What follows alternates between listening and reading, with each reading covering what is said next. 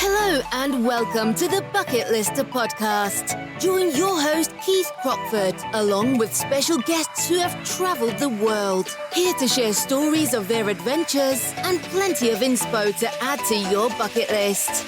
Now, let's get into today's episode. Hello everyone and welcome to this episode of the Bucketlister Podcast. I am your host Keith Crockford, and today I just want to apologise for my voice. But I have just come back from a diving trip and I've got a very, very bad cold and cough that I've come back with. So please excuse my droning voice, but there is not a lot I can do about it. And I wanted to make sure that an episode of the podcast still went out as normal. And today I am joined with a very special guest. And I thought it was really important to do this episode with what's kind of happened over the weekend in Nepal. And obviously anyone that's in the adventure travel world will know that Nepal season is just about to start and or is already started, it really. But obviously once it gets into October, that's when lots of people head to Nepal. And obviously we've had a lot of emails in over the weekend with people concerned about their trips with the flooding and everything that's happened. So today I thought there would be no better person to chat to than our man in Nepal. And yes, this is really his name. But hello, Santa. How are you? I'm fine, Chris. So I've been working with Santa now for nearly 15 years. And he's been organising all of our logistics for all of our groups in Nepal. So there is no better person to bring onto the podcast to kind of put your minds, put your minds at ease with the Nepal situation at the minute. So to start with then, Santa, how are things in Nepal at the minute with what's happened over the weekend? Well, we had torrential rain this Friday and Saturday. And it has never been like that before. I think if we can remember, it is, I think, almost 50 years ago, we had a similar kind of a rain, but that was almost a week rain. But this time, only with two days of rain, day and night, it flooded Kathmandu Valley. It's everywhere you could find flood, and especially all the rivers that are passing through Kathmandu Valley from the outside, from the outlying area, getting into this rivers goes out of the Kathmandu Valley at Chovar. So looks like there were a lot of debris and a lot of the passages of this water were virtually blocked by the settlements and a lot of unorganized housing and estates and all kind of stuff. So I think this has really clogged the whole artery of the river. So it was a tremendous amount of water gushing out of the Kathmandu Valley. So virtually the lower end of the Kathmandu Valley is totally flooded.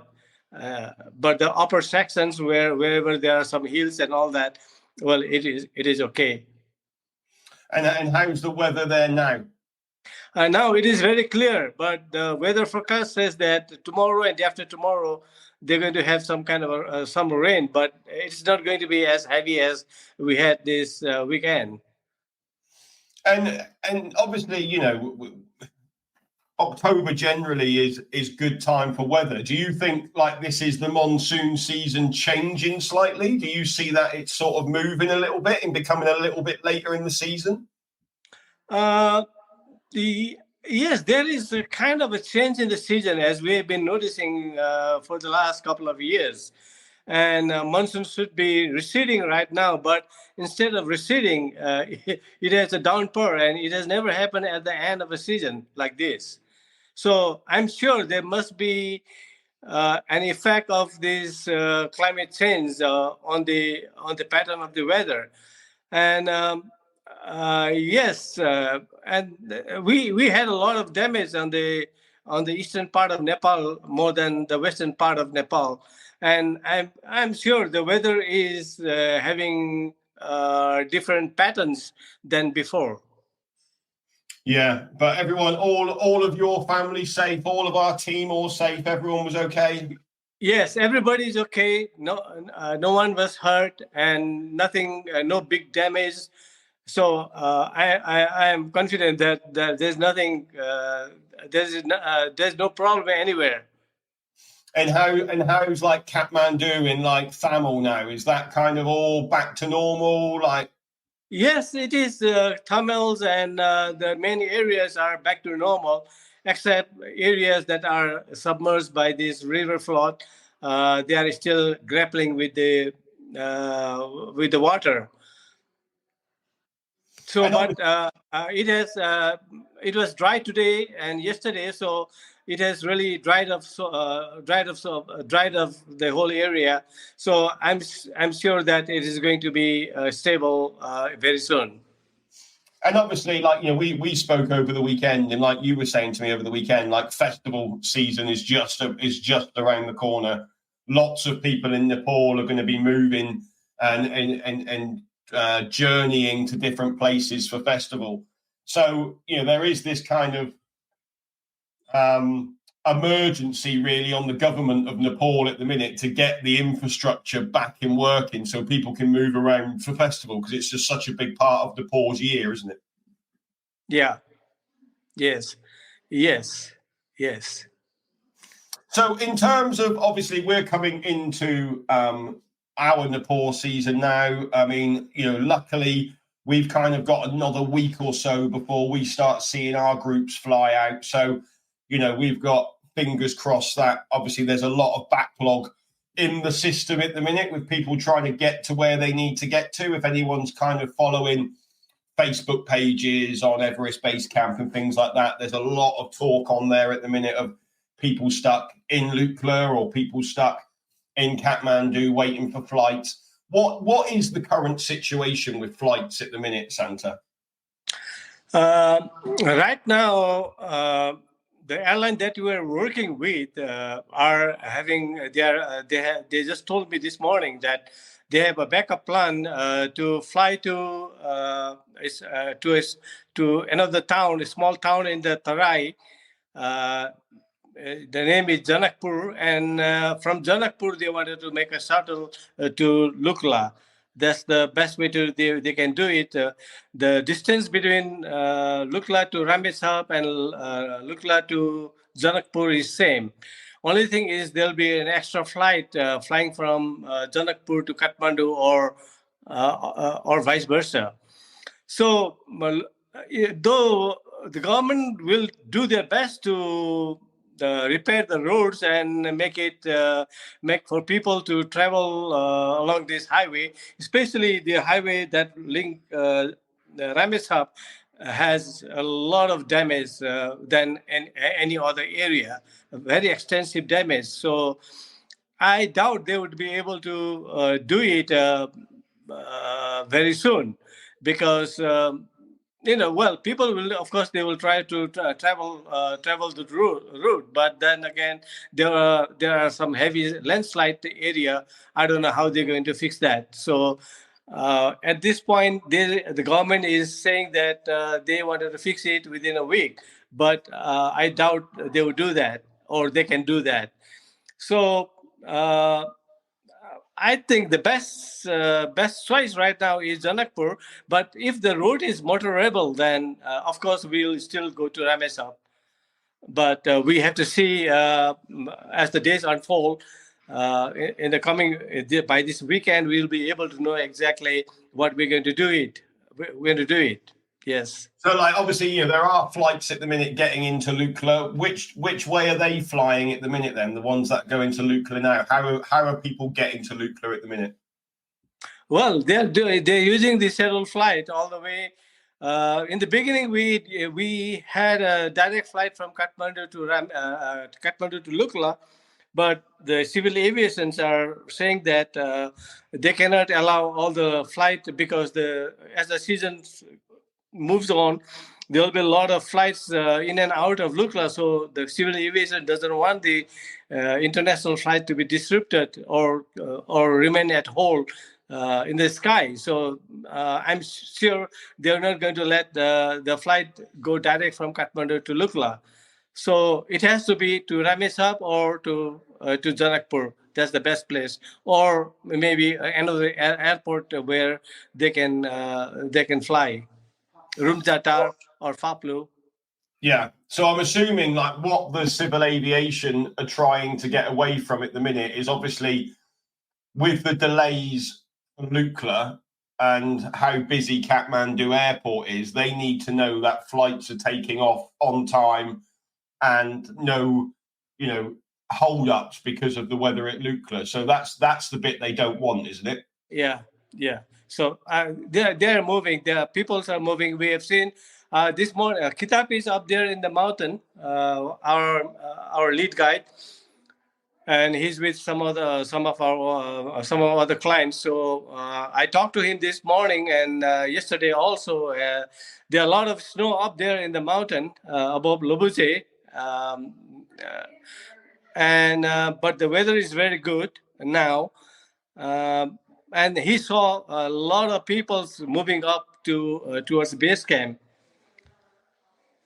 Yeah, I saw some photos actually from Kitap. I was chatting to him over the weekend on Facebook, and I saw some photos that he had put up. In the weather on the trail looked very nice, and like you say, until they got to Lobuje, then it was a complete whiteout at Lobuje at that point. Yeah. But up until there, it looked, beautiful conditions, lovely blue skies. It looked really nice up there. True. But I think the weather is going to improve and everything will be fine. Except we have to worry about this logistics from Kathmandu to Lukla. Yeah. And what about obviously people who are thinking about, or people who have booked to go out and do like Annapurna circuit or Annapurna base camp? How is that for them at the minute? Well, Annapurna remain quite good. We haven't heard any road damage or trail damage or any kind of those kind of a situation right now. There are a lot of snow, of course, in Thorong Pass. This is what we came to know, but not so much down the trail. And the roads are okay, so I'm sure there must be the small damages, but that can be repaired. That's not a bigger problem. So Annapurna is perfectly okay.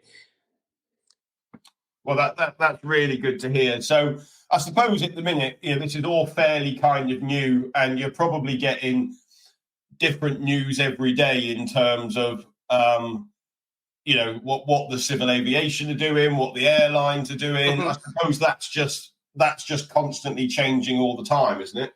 True, you're right. Yes, the positions keeps on changing all the time. I mean, I think obviously I don't know Nepal as well as you do, Santa, but I've been to Nepal a lot of times, and I think like one thing that I always try and tell our guests is, just remember that you're no longer in England or you're no longer in Europe. You're in Nepal now, and things don't happen at the same rate as they do in England or Europe. Just because you've got a plane ticket that says you're flying at 10 o'clock, that kind of doesn't really mean anything, does it?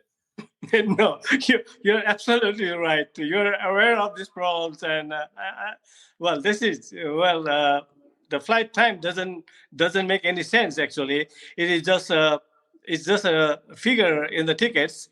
So it all depends upon various conditions, and we have to keep in touch to every moment until the flight goes in the air. Yeah, and land. Yeah. Of course. Yeah, and of course, yeah, because I read that somebody had finally managed to take off from their trip, and they got turned around on the way to Lukla because the cloud cover came in. Lukla was fine, but it was the pass between Kathmandu and Lukla where they had the issue. So the plane then turned around and they landed back at Kathmandu again. So yeah, it's a really difficult one, and I think one thing that I want to highlight to people is maybe just about setting your expectations before before you go on a trip to Nepal. Just because like we were just saying, just because you've got a plane ticket that says you are going to fly at 10 o'clock, that probably isn't going to happen. I don't think I've ever taken off on time in Nepal, apart from a couple of times. Lukla is pretty good. If you're on the first flight out of Lukla and you're flying, we are on the first and the second flight. Normally, it is always 7 or 8 o'clock flight. Yeah, and the other thing as well is, like the team that we've got out in Kathmandu are just amazing, and they are constantly in touch with the airlines. The airline agent is there giving them all the information, and they're constantly working to try and sort out any issues. I think like people just need to be patient sometimes, because sometimes there is no news and it's just you are just waiting. And I think like if you are listening to this and you are going to Nepal, whether you're going with the bucket list company or you're going with someone else, I think you just need to be prepared for a wait, and just make sure you've got a book with you or your iPad or your headphones or something, just so you can kind of a pack of cards so you can start playing cards with your new trekking group. But just so actually you've got something to do to bide that time, because that's really important, And there was a case a couple of years ago where we were stuck in Ramchat, and at one point we did a podcast on this. There was nearly 2,000 trekkers stuck in Ramchat. And, our team managed to get all of our guys on the 2 flights that went out that morning. So, our team are really good. They are going to look after you. You just need to be a little bit patient and just have that expectation that there is going to be a little bit of a wait, because that's just normal. That's just Nepal time. Yes, you're right. You're right. You need a lot of patience, a ton of patience, actually. Yeah, no, you completely do. And I think, but it's just having that expectation in your head before you go that, it just kind of, the chances are you are going to get there. Like we've never had a team not get there. And, also have that backup plan that, we might need to get a helicopter. And the team again will sort that out if that's available and if that option is there for us. But it is just having all of those things and just being patient with it, and knowing that probably you're not going to get maybe the answers you want straight away. Like you'll be kept informed, but there are so many things that are moving and changing during the day that 1 minute you're told the flight's going. If you got told the flight was going, you're going to get excited that you're going, and then 2 minutes later it gets cancelled again, and then you just have that. So sometimes it's best not to know what's going on a minute by minute basis. You're right. That's it. That's the situation here ever since the trekking started in Nepal, and it has never stopped. Only the difference between those days and right now is the frequency of flights. There are many flights going in and out of Lukla. Except that the weather is same. If in the winter time, the fog that comes up from the river that closes up Lukla airport, and again it gives a very limited space for the flight to land at Lukla airport, whether it's a helicopter or a fixed wing aircraft. So this has not changed ever since. Yeah, like most afternoons, it's foggy in Lukla. Like you get a clear spell in the morning, and the other thing as well is you can go on there's a Lukla airport webcam on YouTube, and you can go on there and you can see if planes are taking off. But at the same time, the weather might look really clear in Lukla, but a couple of kilometers, you are flying through the mountain passes, and if they've not got a clear sight, then that they haven't got the navigational equipment on board that planes have that take you to Nepal. Like these planes are flown by the pilots. There's no autopilot. There's none of that. They are flown by the pilots. So they've got to have a clear view of sight to get through. And if they haven't got it, then they'll just turn around and go back, won't they? Right. That's it. Yes. But I think, the great news is that Nepal is getting back to where it was. It seems to be that the worst of it is now over, which is great to hear. It's great to hear that all of our team are safe and that no one had damaged houses or anything like that. And hopefully we can go ahead now and have a great October Nepal season.